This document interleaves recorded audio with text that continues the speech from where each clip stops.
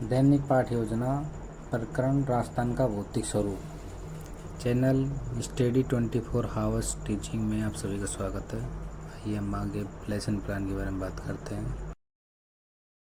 दैनिक पाठ योजना कक्षा 8 सामाजिक अध्ययन कालांश सेकंड दिनांक प्रकरण राजस्थान का भौतिक स्वरूप समयावधि 35 मिनट। शिक्षण उद्देश्य ज्ञानात्मक अवबोधात्मक ज्ञान उपयोग कौशलात्मक अभिरुचि अभिव्यक्ति। विद्यार्थी में होने वाले अपेक्षित व्यवहारगत परिवर्तन। विद्यार्थी राजस्थान के मानचित्र के द्वारा राजस्थान के भौतिक विस्तार व मरुस्थल के बारे में प्रत्यास्मरण कर सकेंगे। विद्यार्थी राजस्थान के भौतिक विस्तार के बारे में प्रत्याभिज्ञान कर सकेंगे, प्रत्यास्मरण कर सकेंगे, प्रत्याभिज्ञान कर सकेंगे। अवबोधात्मक तुलना। छात्र राजस्थान के भौतिक विस्तार, थार के मरुस्थल व अरावली पर्वतमाला की विस्तार पूर्वक व्याख्या कर सकेंगे। छात्र राजस्थान के भौतिक विस्तार एवं भौगोलिक प्रदेश का तुलनात्मक अध्ययन कर सकेंगे। ज्ञान उपयोग। राजस्थान के भौतिक विस्तार के बारे में अपने भावी जीवन में उपयोग कर सकेंगे। विद्यार्थी राजस्थान के भौतिक विस्तार, थार का मरुस्थल के बारे में प्राप्त ज्ञान का उपयोग भावी जीवन में कर सकेंगे। कौशलात्मक। छात्र या विद्यार्थी, विद्यार्थी ठीक रहेगा, छात्र में छात्रा भी आती है, छात्र भी है। विद्यार्थी राजस्थान के भौतिक विस्तार, थार के मरुस्थल को मानचित्र में दर्शाएंगे। विद्यार्थी राजस्थान के भौतिक विस्तार से प्राप्त ज्ञान को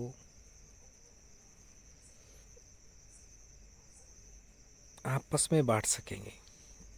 कुछ कट रहा है इसमें।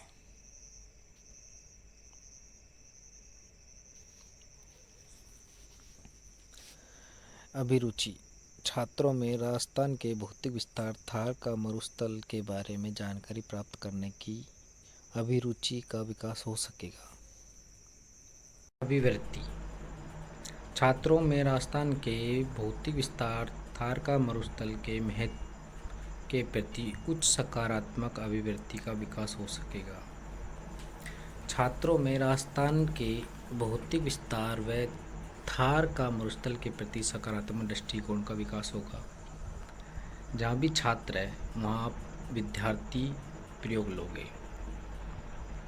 सहायक सामग्री, लपेट फलक, संकेतक, चौक, मानचित्र इत्यादि। पूर्व ज्ञान। विद्यार्थी राजस्थान के भौतिक विस्तार, थार के मरुस्थल, अरावली पर्वतमाला के बारे में पूर्व ज्ञान रखते हैं। प्रस्तावना प्रश्न। लेसन की एक तरह से प्रारंभ करने के लिए पूरा आत्मा भी समझ सकते हैं उसको। मेन प्रस्तावना होती है। प्रस्तावना 4 से 5 क्वेश्चन बनते हैं जो एक दूसरे से कनेक्ट होते हैं। तो एक प्रस्तावना प्रश्न क्रम संख्या, छात्र अध्यापक, छात्र अध्यापक की जगह छात्र अध्यापिका, क्रियाएं, विद्यार्थी क्रिया। देश के क्षेत्रफल की दृष्टि से सबसे बड़ा राज्य कौन सा है? बच्चे का आंसर देंगे राजस्थान। राजस्थान को कितने भागों में बांटा गया है? बच्चे 7वीं तक पढ़ गए तो 4 भागों में। 4 भागों में से राजस्थान के पश्चिम में स्थित रेगिस्तान को क्या कहते हैं? थार का मरुस्थल। थार के मरुस्थल व अरावली के बारे में आप क्या जानते हो? निरुत्तर। देश कथन। प्रिय विद्यार्थियों, आज हम राजस्थान के भौतिक विस्तार, जो भी हमारा प्रकरण रहेगा, थार के मरुस्थल व अरावली पर्वतमाला के बारे में विस्तारपूर्वक अध्ययन करेंगे। देखिए, अब हमें शिक्षण बिंदु, छात्र अध्यापक क्रिया, छात्र अध्यापक क्रिया, विद्यार्थी क्रिया, विधि और शामपट, ऐसे कॉलम बना लेंगे। शिक्षण बिंदु। एक पाठ योजना में 3, मिनिमम 2 तो होने चाहिए, 3।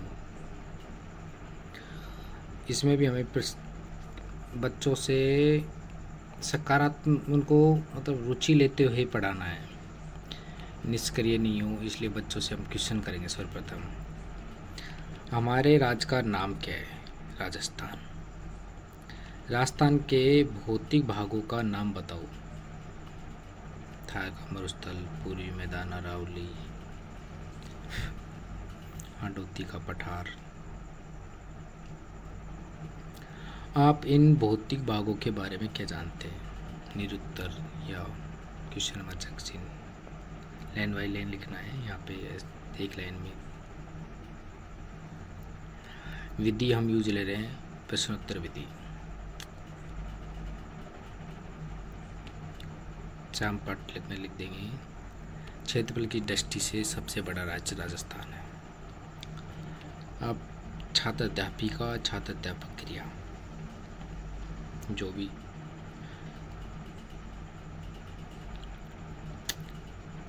हमारे राज्य में कुल 29 राज्य व 7 केंद्र शासित प्रदेश हैं, जिसमें राजस्थान सबसे बड़ा क्षेत्रफल की दृष्टि से है।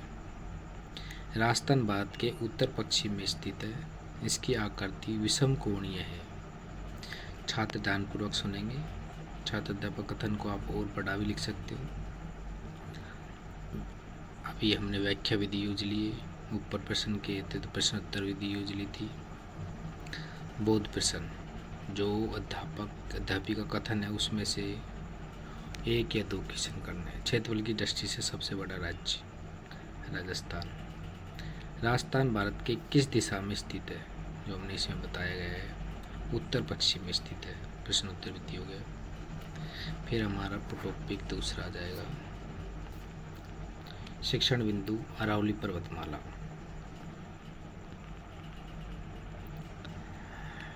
छात्र अध्यापक छात्र अध्यापिका क्रिया, ये आप देख लेना।